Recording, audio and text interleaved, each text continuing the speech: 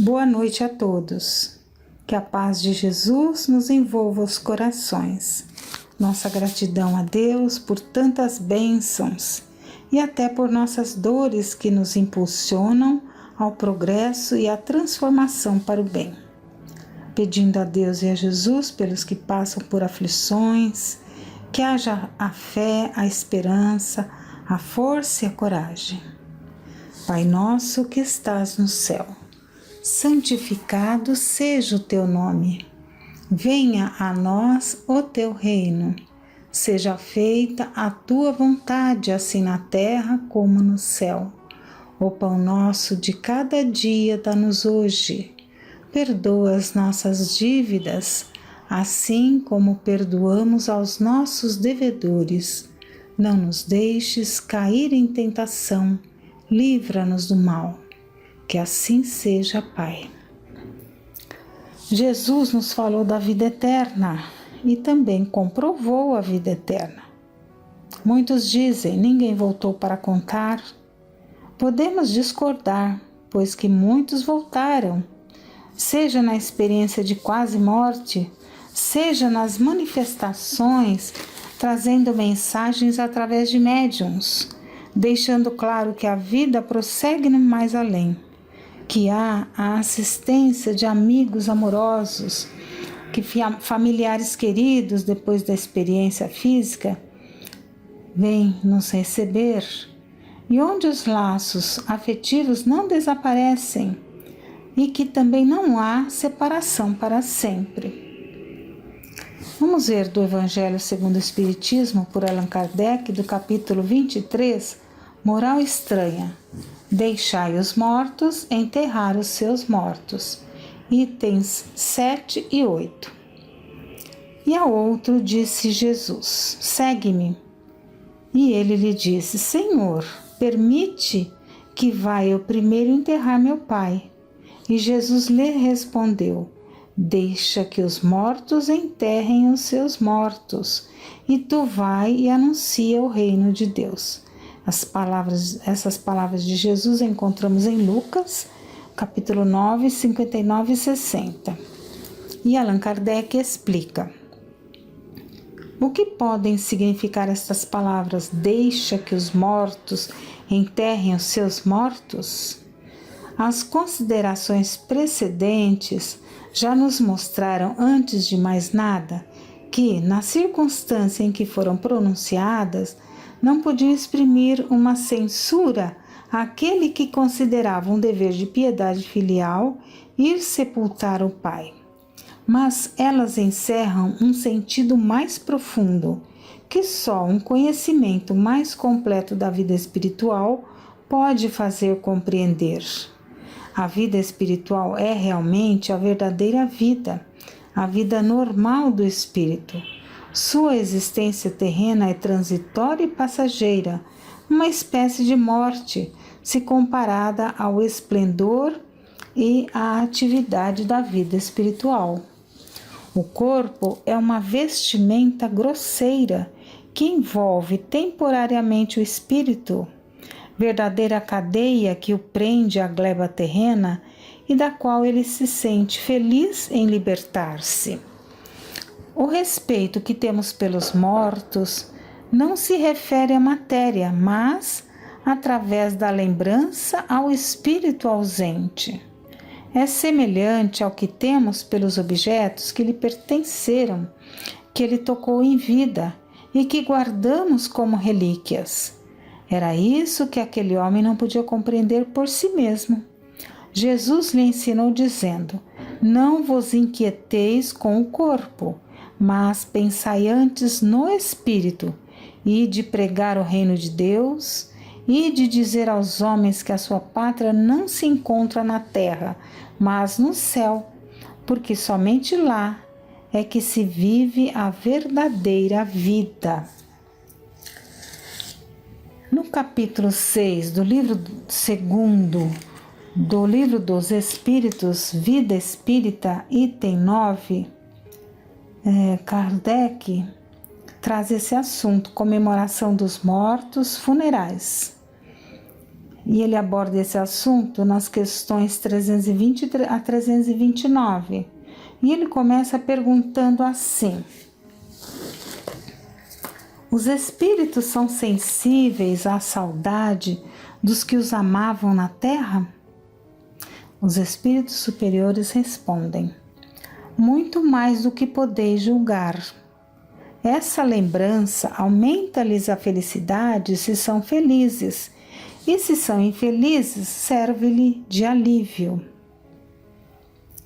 O dia de comemoração dos mortos tem alguma coisa de mais solene para os espíritos?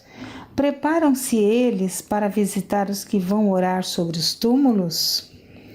Os espíritos atendem ao chamado do pensamento, nesse dia como nos outros.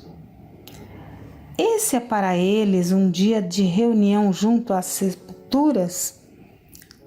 Reúnem-se em maior número nesse dia, porque maior é o número de pessoas que os chamam. Mas cada um só comparece em atenção aos seus amigos e não pela multidão dos indiferentes. Sob que forma comparecem? E como seriam vistos se pudessem tornar-se visíveis? A resposta: sob a que tinham vida. Então, a forma que eles comparecem, se fossem vistos, é a forma que tinham em vida. É a forma do perispírito. 322. Os espíritos esquecidos, cujas tumbas não são visitadas por ninguém, comparecem apesar disso e sentem algum desgosto por não verem nenhum amigo se lembrar deles? Que lhes importa a terra? Somente pelo coração se prendem a ela. Se não mais o amam, nada mais há que faça o espírito voltar à terra. Ele tem todo o universo pela frente. A visita ao túmulo proporciona mais satisfação ao espírito do que uma prece feita em sua intenção? A visita ao túmulo é uma maneira de manifestar que se pensa no espírito ausente. É a exteriorização desse fato. Eu já vos disse que é a prece que santifica o ato de lembrar. Pouco importa o lugar, se a lembrança é ditada pelo coração. Os espíritos das pessoas homenageadas com estátuas ou monumentos assistem às inaugurações e as veem com prazer? Resposta: muitos as assistem quando podem, mas são menos sensíveis às honras que lhes tributam do que às lembranças.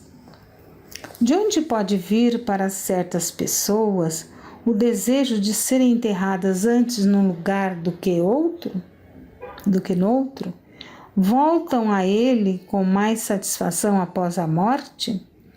E essa importância dada a uma coisa material é sinal de inferioridade do espírito? Resposta: a afeição do espírito por certos lugares, inferioridade moral. O que representa um pedaço de terra mais do que outro para o espírito elevado? Não sabe ele que a sua alma se reunirá aos que ama, mesmo que os seus ossos estejam separados? Então a resposta foi respondida com perguntas. Vamos ver a 325A. A reunião dos despojos mortais de todos os membros de uma família deve ser considerada como futilidade? Resposta: não. É um costume piedoso e um testemunho de simpatia pelos entes amados. Se essa reunião pouco representa para os espíritos, é útil para os homens. Suas recordações se concentram melhor. A alma que volta à vida espiritual é sensível às honras que tributam aos seus despojos mortais? Quando o espírito já chegou a um certo grau de perfeição, não tem mais a vaidade terrestre e compreende a futilidade de todas as coisas. Sabei, porém, que frequentemente há espíritos que no primeiro momento da morte gozam de grande satisfação com as honras que lhes tributam, ou se desgostam com o abandono a que lançam o seu envoltório, pois conservam ainda alguns preconceitos deste mundo. O espírito assiste ao seu enterro? Muito frequentemente o assiste, mas algumas vezes não percebe o que se passa se ainda estiver perturbado. Fica lisonjeado com a concorrência ao seu enterro? Mais ou menos, segundo o sentimento que provoca essa concorrência. O espírito daquele que acaba de morrer assiste às reuniões dos seus herdeiros? Quase sempre. Deus o quer para a sua própria instrução e para o castigo dos culpados. É nessa ocasião que vê quanto valiam os protestos que lhe faziam. Todos os sentimentos se tornam patentes e a decepção que experimenta, vendo a rapacidade dos que dividem o seu espólio, o esclarece quanto aos propósitos, mas a vez deles também chegará. E a 329. O respeito instintivo do homem pelos mortos em todos os tempos e entre todos os povos é um efeito da intuição da existência futura? É a sua consequência natural. Sem ela, esse respeito não teria sentido. Então, essa intuição, né, da vida espiritual, de que a vida continua, que o espírito é eterno. E o tradutor dá aqui uma observação. O respeito pelos mortos não é apenas um costume, como se vê. É um dever de fraternidade que a consciência conserva e para o qual nos alerta. Por pior que tenha sido morto, não temos o direito de aumentar-lhe o suplício com as nossas vibrações agressivas. A caridade nos manda esquecer o mal e lembrar o bem, pois só assim ajudaremos o espírito desencarnado a superar as suas falhas e esforçar-se para evoluir. Pensando e falando mal dele, só podemos prejudicá-lo, irritá-lo e até mesmo voltá-lo contra nós. Então, terminamos a leitura do Livro dos Espíritos. Vamos ver uma mensagem psicografada por Francisco Cândido Xavier no livro Encontro Marcado pelo Espírito Emmanuel, o capítulo 24, em favor dos desencarnados. Então, Emmanuel traz o tema meditação antes que partiram. Não te encerres no passado com a suposição de honrar a vida. Cada tempo da criatura na terra se caracteriza por determinada grandeza que não será lícito falsear. O que ele está dizendo aqui é que a criatura na terra tem tempo determinado, né? E cada tempo tem uma característica. Então ele diz: a infância tem a suavidade da semente que germina. A juventude guarda o encanto da flor que desabrocha. E a madureza apresenta a glória tranquila da árvore frutescente. Não julgues que ames a alguém sem que lhe compreendas as necessidades de cada período da existência. A isso nos reportamos a fim de que ajudes positivamente os seres queridos que te precederam na grande romagem da desencarnação. Sem dúvida, agradecem eles o carinho com que lhes conserva o retrato da forma física ultrapassada, Contudo, ser-te-ão muito mais reconhecidos sempre que lhes reconstituas a presença através de algum ato de bondade a favor de alguém, cuja memória agradecida lhes recorde o semblante em momentos de alegria e de amor, que nem sempre no mundo puderam cultivar.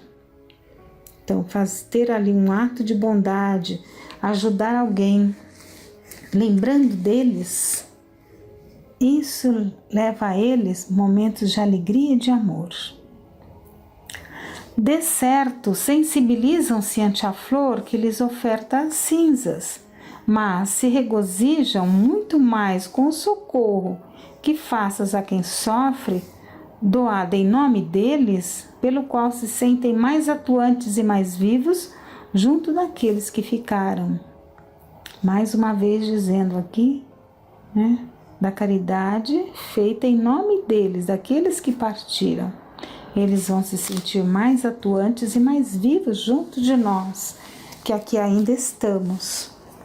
Quando mentalizes os postos desaparecidos na voragem da morte, pensa neles do ponto de vista da imortalidade e do progresso.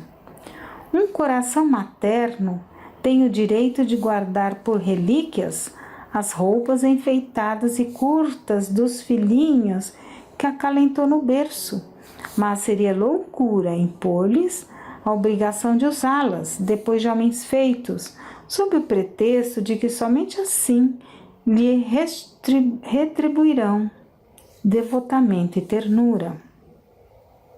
Reverencia aqueles que partiram na direção da vida maior, mas converte saudade e pesar em esperança e serviço ao próximo, trabalhando com eles e por eles, em termos de confiança e reconforto, bondade e união, porquanto eles todos, acima de tudo, são companheiros renovados e ativos, aos quais fatalmente um dia te reunirás.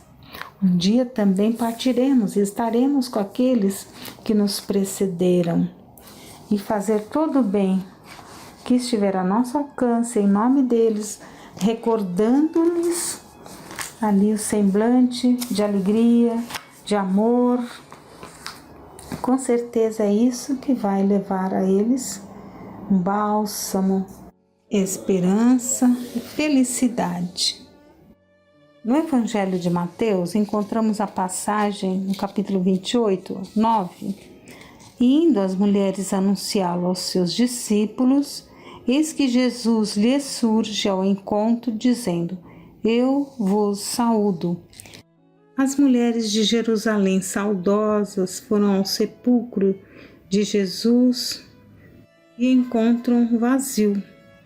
Ficam sabendo ali pelos guardas que Jesus havia ressuscitado e se preparam então para anunciar aos companheiros a grande novidade, quando então Jesus lhes aparece dizendo: Eu vos saúdo.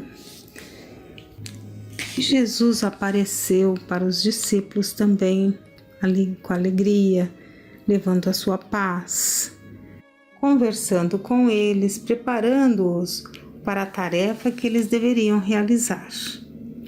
Um dia também partiremos para a vida verdadeira, e enquanto aqui estivermos, muitas vezes saudosos dos que se foram, aproveitemos o tempo que nos é concedido na terra para a construção da verdadeira felicidade. Que tenhamos sempre a esperança, a boa vontade, a gratidão, aproveitando cada oportunidade de sermos úteis, de nos ajudarmos uns aos outros, aprendendo a servir, buscando a inspiração de Jesus para a nossa luta de cada dia. Que Deus nos abençoe.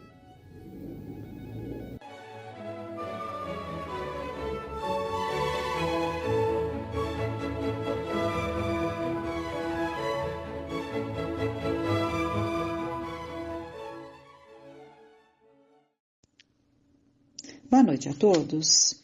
Nós vamos hoje dar continuidade ao tema da semana passada, a transição planetária, e vamos começar então com o Evangelho de Jesus, narrado por Marcos, no capítulo 13, em que são as profecias, né? Marcos nos traz as profecias de Jesus que aconteceram já nos momentos finais, pouco antes ali daquela situação final que culmina com a crucificação de Jesus.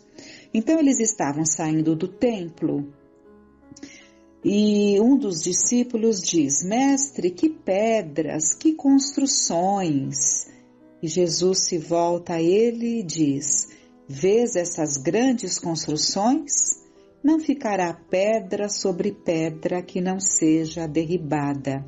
E de fato, nos anos 70, quando os judeus se revoltam contra o Império Romano, a cidade é dominada pelo comandante Tito, que derruba o templo. Não fica pedra sobre pedra, assim como o restante da cidade. É toda destruída. Então, continuando. Mas Jesus, no Monte das Oliveiras, defronte do templo, achava-se Jesus assentado, quando Pedro, Tiago, João e André lhe perguntaram em particular: Dize-nos, quando sucederão estas coisas? E que sinal haverá quando todas elas estiverem para cumprir-se? Então Jesus passou a dizer-lhes: Vede que ninguém vos engane. Muitos virão em meu nome dizendo: Sou eu, e enganarão a muitos. Quando, porém, ouvirdes falar de guerras e rumores de guerras, não vos assusteis. É necessário assim acontecer, mas ainda não é o fim. Porque se levantará nação contra nação, e reino contra reino. Haverá terremotos em vários lugares e também fomes. Essas coisas são o princípio das dores. Estai vós de sobreaviso, porque vos entregarão aos tribunais e às sinagogas. Sereis açoitados e vos farão comparecer à presença de governadores e reis por minha causa, para lhes servir de testemunho. Mas é necessário que primeiro o Evangelho seja pregado a todas as nações. Quando, pois, vos levarem e vos entregarem, não vos preocupeis com o que haveis de dizer, mas o que vos for concedido naquela hora, isso falai, porque não sois vós os que falais, mas o Espírito Santo. Aqui ele se refere que eles seriam inspirados a falar e no que falar. Um irmão entregará à morte outro irmão, e o pai ao filho, filhos haverá que se levantarão contra os progenitores e os matarão. Sereis odiados de todos por causa do meu nome. Aquele, porém, que perseverar até ao fim, este será salvo. Esse é o capítulo 13. No capítulo 14, que são as grandes tribulações, também tem uma continuação das profecias que nós traremos na outra semana. Então, hoje mais do que nunca sentimos essas verdades.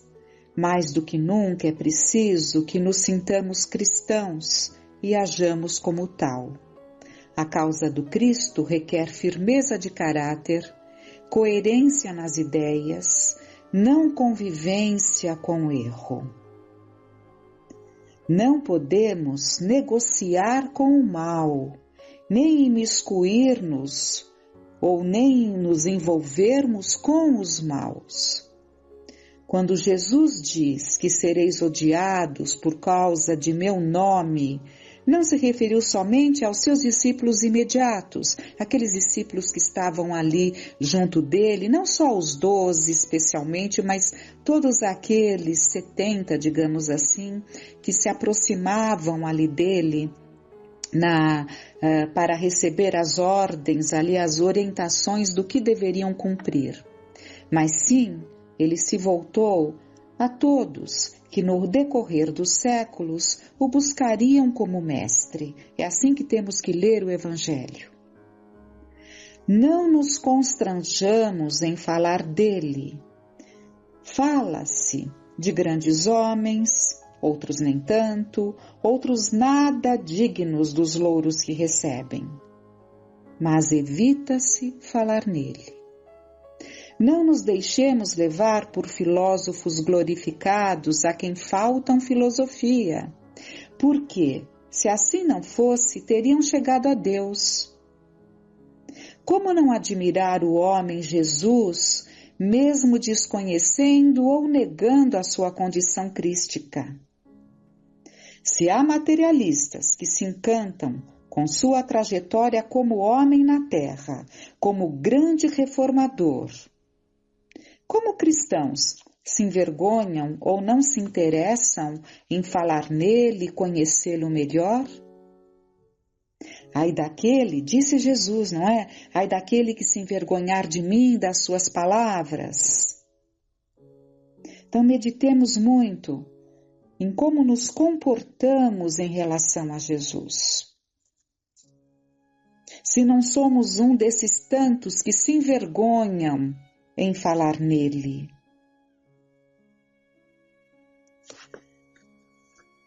Nos deixando levar até por vãs filosofias em que se colocam ainda hoje e de que tal forma que a busca de uma religiosidade, a busca de uma religião que nos ajuda a caminharmos para esse encontro dentro de nós mesmos, seria um ópio, o ópio do povo. Não nos deixemos contaminar por essas ideias, que não têm outro objetivo senão nos afastar do bem, nos afastar da verdade e adiar ou tentar impedir, como se assim fosse possível, que o Evangelho de Jesus floresça em cada coração. Que o reino de Deus se faça nos corações de todos aqui na terra. E eu sempre me lembro que no livro Nosso Lar, André Luiz, nas conversações, quando ele sai ali para os parques, para aquelas regiões de descontração, ele passou a ouvir, ele procurou ouvir ali as conversas daqueles grupos que se reuniam alegremente. E ele percebeu que em todos os grupos havia referência a Jesus. Fazia parte da conversação de todos aqueles habitantes da colônia Nosso Lar. É para refletirmos, não? Para refletirmos. Então, vamos retomar agora o livro Transição Planetária, do Manuel Filomeno de Miranda, que nós começamos a semana passada. Então, dando continuidade. Esta não é a primeira vez que o mundo terreno recebe viajores de outras moradas, atendendo à solicitação de Jesus Cristo, qual aconteceu no passado, no momento da grande transição das formas, quando modeladores do vaso orgânico mergulharam na densa massa física, fixando os caracteres que hoje definem os seus habitantes. Da constelação do Cocheiro vieram aqueles nobres embaixadores da luz que contribuíram para a construção da humanidade atual, inclusive outras inteligências, todavia não moralizadas, que após concluídos alguns estágios evolutivos, retornaram felizes aos lares queridos. Então aqui, esse instrutor que está ali conversando com um grupo, um dos tantos grupos que estavam se preparando para virem à Terra trazerem abençoados progressos. Então, ele fala que não era a primeira vez, evidentemente, né? Porque nós sabemos que, já vimos isso, que da constelação do Cocheiro, do mundo Capela, né? Do planeta Capela, vieram muitos embaixadores de luz trazer avanço auxiliar na construção das novas formas, assim como outros habitantes não moralizados ainda, mas que vieram até dentro de um processo de expiação, mas que trouxeram à Terra um grande avanço, porque traziam ali uma grande inteligência, grandes conhecimentos que ajudaram aquelas raças que estavam aqui em desenvolvimento, ainda num primitivismo natural, a se desenvolverem mais rapidamente junto dessa vivência, né? Com essa chegada, levas que vieram de espíritos mais preparados, outros nem tanto, mas já com bastante inteligência. Então, inteligência dos tempos já civilizados, se é que podemos chamar de civilização, enquanto não há já uma vida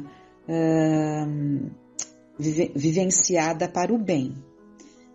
Em outras oportunidades, luminares da verdade submergiram nas sombras do mundo terrestre a fim de apresentarem as suas conquistas e realizações edificantes, auxiliando os seus habitantes a crescer em tecnologia, ciência, filosofia, religião, política e moral.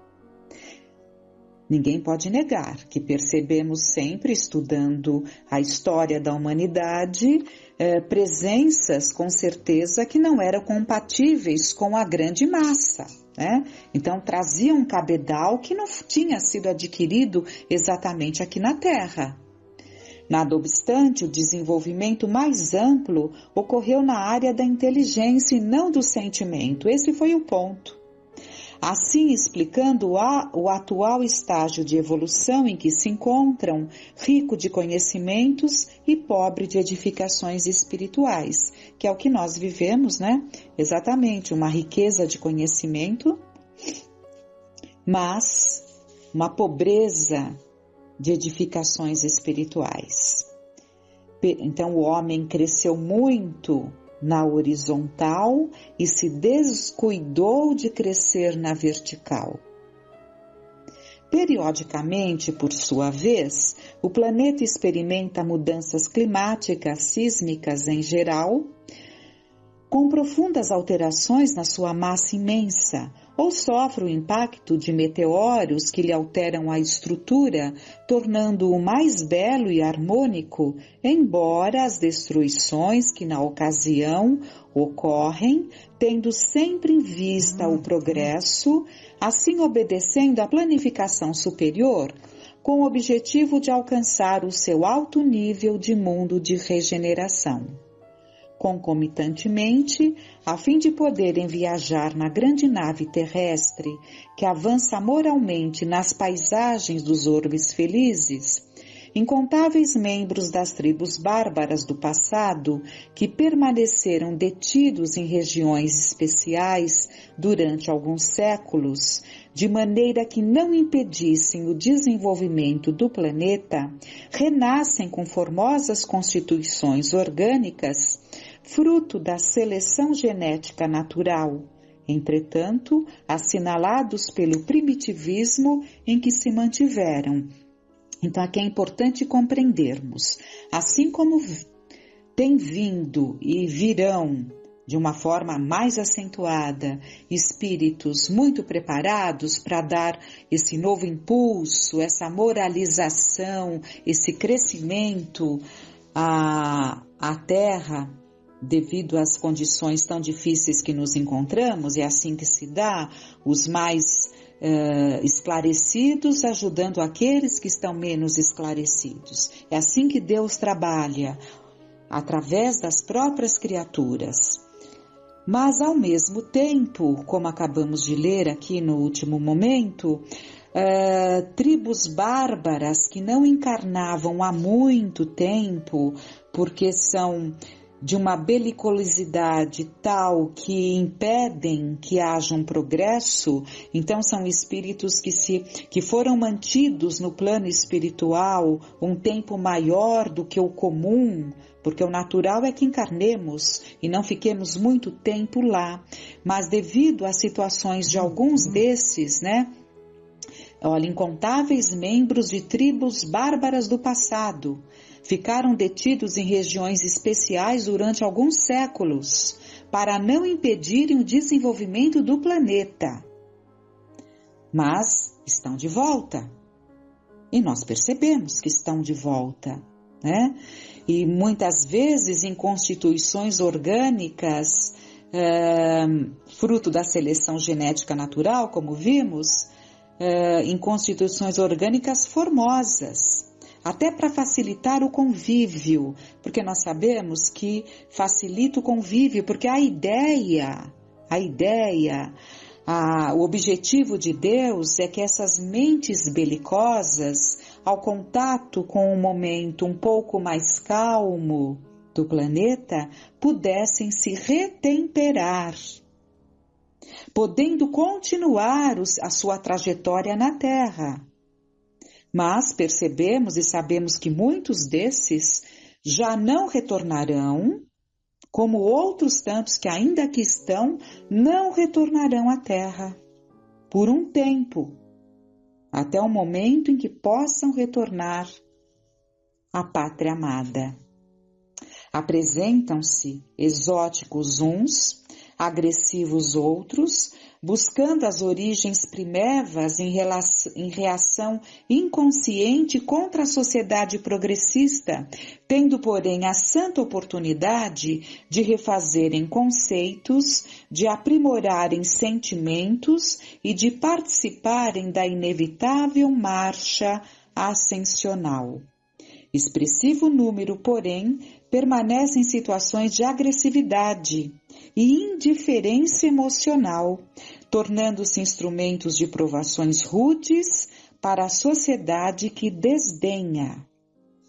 Fruem da excelente ocasião que, mal baratada, os recambiará a mundos primitivos, nos quais contribuirão com os conhecimentos de que são portadores, sofrendo, no entanto, as injunções rudes que serão defrontadas. Repete-se, de certo modo, o exílio bíblico de Lúcifer e dos seus comparsas, no rumo de instâncias compatíveis com o seu nível emocional grosseiro, onde a saudade e a melancolia se lhes instalarão, estimulando-os à conquista do patrimônio de amor desperdiçado na rudeza, e então lutarão com afã para a conquista do bem e para retornar à pátria, a pátria que tantos buscam.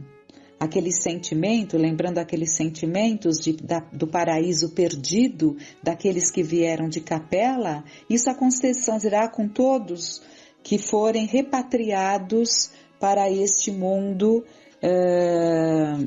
para os quais serão encaminhados, aqueles que não poderão, por um tempo maior, menor, dependendo ali do comportamento de cada um, desfrutar dos tempos bons que estão, dos tempos porvindouros, que está em construção, Esse mundo de regeneração que está em construção.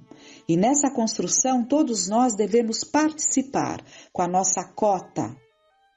Todos devemos participar dessa construção desse novo mundo, mas para isso precisamos entender e confiar de que assim será. Então que não haja desânimo, que não haja desesperança, que não pensemos que isso não é possível, porque isso é duvidar de Deus. E quem somos nós? Então reflitamos e abramos a nossa mente para a luz do entendimento, o nosso coração para que se nutra de bons sentimentos.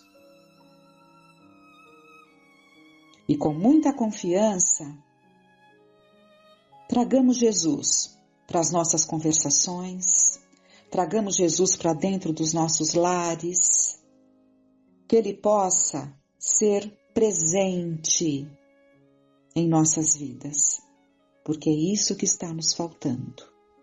Com muita confiança, com muita gratidão, roguemos a Deus. Tenhamos uma